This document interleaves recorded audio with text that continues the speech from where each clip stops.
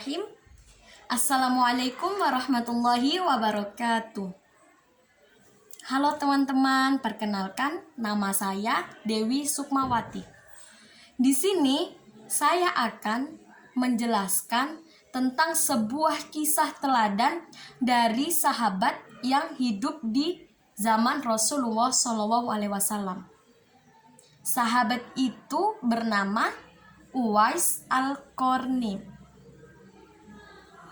Uwais Al-Qarni, seorang yang memiliki sosok seperti apa? Tinggal di mana? Berasal dari negeri mana? Adakah yang teman-teman ketahui? Pasti ada. Namun di sini saya akan menceritakan kembali kisah keteladanan dari sahabat Nabi yang satu ini. Uwais Al-Qarni. Ia berasal dari negeri Yaman. Ia tinggal di negeri Yaman. Nama Al-Qarni yang disematkan pada namanya dalam bahasa Arab memiliki arti penghuni langit. Uwais Al-Qarni hidup di sebuah desa di negeri Yaman dengan seorang ibunya.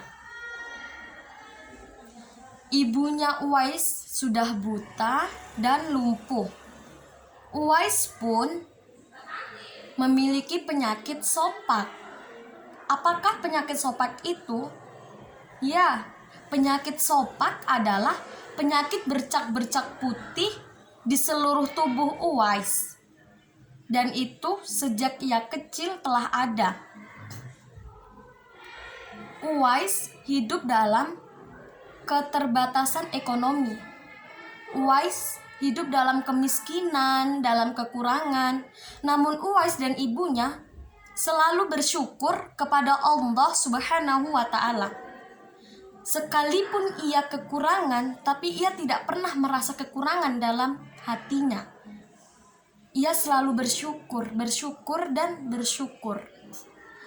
Uwais pun seorang pemuda yang sangat tulus dan taat kepada ibunya. Kesehariannya Uwais, ia hanya bekerja mengembala domba-domba para tetangganya. Dengan itulah Uwais mencukupi kebutuhan hidupnya bersama ibunya.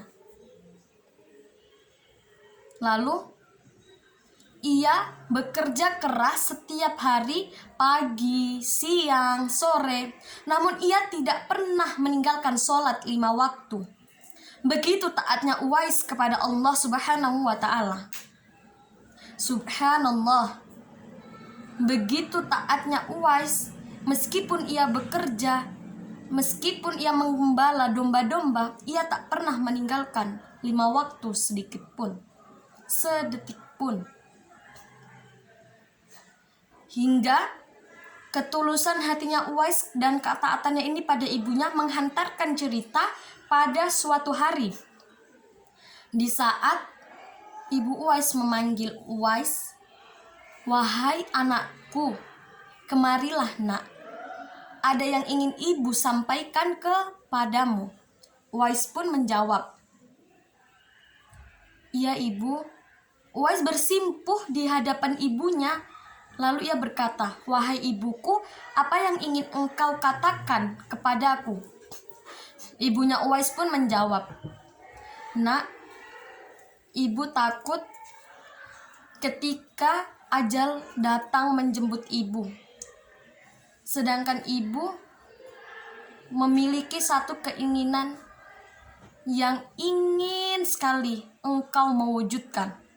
Uwais pun menjawab, "Wahai ibuku, apa keinginanmu itu?" Ibunya pun menjawab, "Wahai anakku, sebelum waktu itu tiba, aku ingin ke Mekah menunaikan haji." Uwais langsung terdiam. Ia merenung kata-kata ibunya. Ia memikirkan cara apa yang saya gunakan untuk menghantarkan ibunda ke Mekah. Akhirnya Uwais pun menjawab, "Wahai ibuku, bersabarlah, aku akan mencari cara untuk memberangkatkanmu ke tanah suci, ke Mekah, menghadap Ka'bah. Hingga besok harinya Uwais duduk termenung di sebuah bukit bebatuan sambil berdoa, "Ya Allah, bagaimana bisa aku mengantarkan ibuku ke Mekah ya Allah, sedangkan kami dalam keterbatasan. Yang aku tahu, penduduk Yaman ke Mekah menggunakan unta karena jarak tempuhnya yang begitu jauh." Lalu Uwais pun berpikir, jangankan unta, seekor domba pun aku tak memilikinya. Lalu Uwais duduk. Keesokan harinya, ia memiliki uang. Ia pergi ke seorang pedagang domba. Sampai di sana, ia memberikan uang itu kepada pemilik domba. Namun, uang itu hanya cukup untuk membeli seekor anak domba, bukan seekor domba. Lalu Uwais belilah itu seekor anak domba dan menyerahkan uangnya. Ia membawa domba itu pulang, kemudian ia bawa ke Yaman. Ia naik turun bukit, melewati gersangnya pasir, panasnya matahari, membawa anak domba itu. Sehingga pada suatu hari ketika masyarakat Yaman melihat Uwais itu naik turun bukit dengan menggendong seekor anak domba, masyarakat di sekitar pada menertawakan Uwais. Ia berkata, "Wahai saudaraku, lihatlah apa yang dilakukan Uwais. Ia bagaikan orang gila yang naik turun bukit dengan menggendong seekor anak domba." Namun Uwais tidak mendengarkan cemoohan ataupun hinaan dari masyarakat di sekitar. Karena Uwais meyakini bahwa masyarakat tersebut tidak mengerti dan memahami apa yang Uwais lakukan ini, tujuan apa.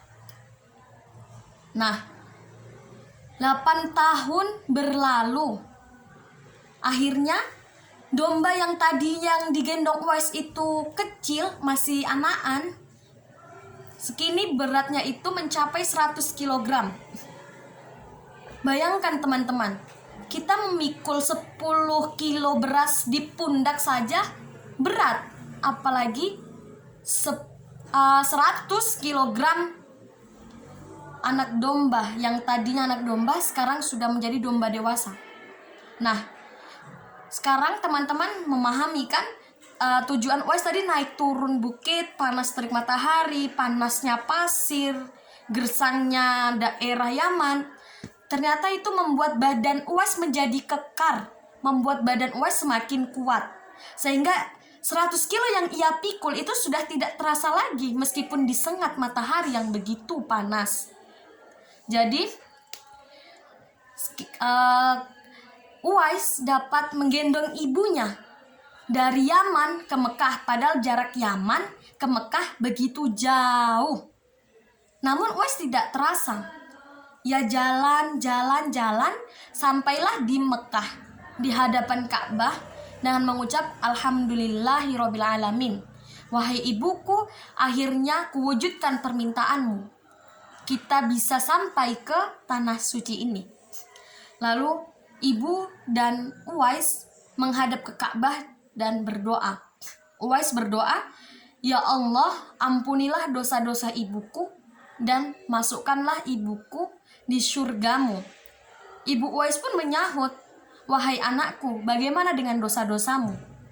Uwais berkata, "Wahai ibuku, dengan dirimu, dengan ibu masuk ke surga, cukup ridho ibu yang menghapus dosa-dosaku dan menghantarkanku ke surganya Allah." Masya Allah, begitu tulusnya hati Uwais kepada ibunya. Dengan ketulusannya itulah Uwais sangat dicintai oleh penjaga langit. Sehingga sepulangnya dari Ka'bah, dari Mekah, Uwais ke Yaman. Sampai di rumah, keesokan harinya Uwais meminta izin kepada ibunya. "Wahai ibuku, aku hendak meminta izin kepadamu." Ibunya menjawab, "Mau kemana kau nak?" Uwais pun menjawab, "Wahai ibu, aku hendak ke Madinah." Ibunya menjawab, "Untuk apa kau pergi ke Madinah, wahai anakku?" Uwais pun menjawab, "Wahai ibuku, sesungguhnya aku ke Madinah hendak bertemu dengan baginda Nabi Muhammad SAW." Ibunya langsung menganggukkan kepala, "Wahai anakku, silahkan pergi ke Madinah menemui Rasulullah SAW." Sesampainya di Madinah, Uwais mengetuk pintu rumah baginda. Ia mengetuk 3 kali ketukan seperti seseorang yang ada bertamu. Tok, tok, tok 3 kali. Mengucapkan salam, "Assalamualaikum." Nah, keluarlah dari rumah Rasulullah itu istrinya, yaitu Siti Aisyah radhiyallahu anha. Ia keluar lalu bertanya, "Wahai pemuda, sedang mencari siapakah engkau?" Uwais menjawab, "Saya mencari Rasulullah SAW. Apakah saya bisa bertemu dengannya?"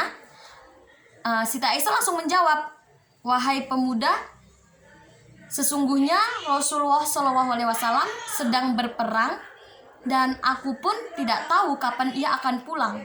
Bisa jadi 1 bulan atau bahkan lebih." Uwais pun terdiam. Akhirnya di benak Uwais dia hanya memiliki 2 pilihan. Pilihan yang pertama, ia menetap di Madinah sembari menunggu kepulangan Rasulullah SAW. Sedangkan pilihan yang kedua, selalu terbesit di ingatan Uwais wajah ibunya, raut wajah ibunya yang sudah tua. Ia tak tega meninggalkan ibunya berlama-lama di rumah sendirian dengan kondisi ibunya yang buta dan lumpuh. Akhirnya Uwais memutuskan, "Baiklah, saya akan pulang." Nah, keesokan harinya ketika Rasulullah SAW sudah pulang ke Madinah, istrinya Siti Aisyah menyampaikan, "Wahai Rasulullah, di saat engkau pergi berperang, ada seorang pemuda yang mencari engkau. Ia bernama Uwais, berasal dari Yaman." Tanpa Siti Aisyah katakan nama Uwais pun, Nabi Muhammad SAW sudah tahu kedatangan Uwais ke rumahnya. Akhirnya ketika Nabi Muhammad SAW duduk dengan para sahabat, yaitu Umar bin Khattab dan Ali bin Abi Thalib, Nabi Muhammad menyampaikan, "Wahai sahabatku, ketika engkau bertemu dengan pemuda yang di tangan kanannya ada tanda sakit yang dahulunya sopak, sekarang sudah sembuh, memohonlah ampunan kepada Allah dan beristighfarlah kepadanya." Nah, akhirnya setiap sahabat yang bertemu dengan Uwais, ia meminta ampunan kepada Allah dan beristighfar kepada Allah Subhanahu wa taala. Nah, itulah teman-teman cerita keteladanan dari Uwais. Apa yang dapat kita ambil dari keteladanan Uwais ini? Yang pertama, ia berbakti kepada ibunya. Yang kedua, ia taat kepada Allah Subhanahu wa taala. Yang ketiga, ia pemuda yang soleh. Dan yang keempat, ia pemuda yang bekerja keras. Untuk itu, teman-temanku, sahabat-sahabatku yang masih memiliki orang tua, orang tuanya masih lengkap, taatilah kedua orang tuamu. Tuluslah apa yang kau lakukan kepada kedua orang tuamu.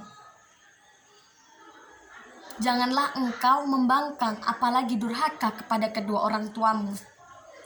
Wahai teman-temanku,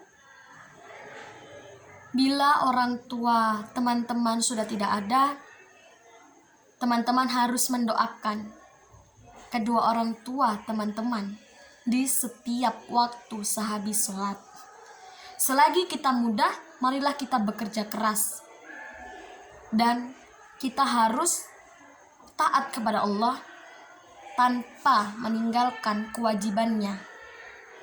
Dan kita harus menjauhi segala larangannya. Masya Allah, begitu dalamnya kisah Uwais Al-Qarni, sehingga pada masa Uwais meninggal, seluruh penghuni langit turun untuk berbondong-bondong mengurus jenazah Uwais. Subhanallah. Nah, itulah tadi teman-teman kisah teladan dari Uwais. Itulah yang bisa saya ceritakan kepada teman-teman semua. Sekian dari saya. Mohon maaf apabila ada kekurangan dalam penyampaian cerita saya. Kurang dan lebihnya mohon maaf yang sebesar-besarnya. Billahi taufiq wal hidayah. Wassalamualaikum warahmatullahi wabarakatuh.